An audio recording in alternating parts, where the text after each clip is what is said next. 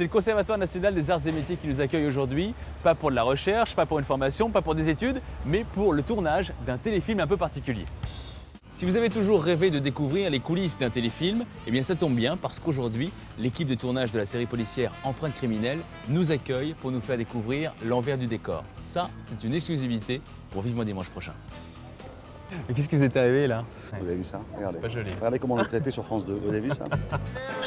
Bienvenue dans l'atelier de Renoir. C'est ici qu'on a reconstitué son appartement et son atelier, où il est censé avoir peint le déjeuner des canotiers.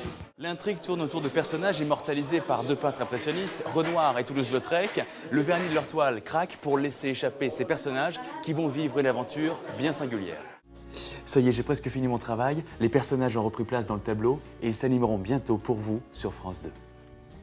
Nous sommes ici dans une des ailes du château qui a été décorée spécialement pour Henri IV, avec ici des peintures sur les murs représentant les chasses royales. Regardez, on a entreposé les 450 costumes d'époque pour le film, qui habillent les 500 figurants, les 80 petits rôles, et puis bien sûr, les comédiens principaux du film. On arrive dans cette partie qui est dédiée aux loges maquillage et à la coiffure. C'est là que viennent se faire maquiller tous les comédiens, mais aussi la grande vedette du film, Anne Parillot.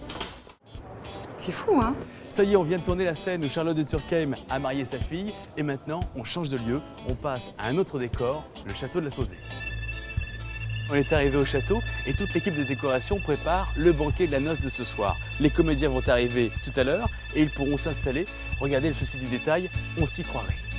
Pour la petite histoire, c'est ici que Richelieu a signé le traité de paix lors du siège de La Rochelle avec les protestants au nom de Louis XIII. Ce château aura servi de décor au film Le Grand Ménage que vous verrez bientôt sur France 2.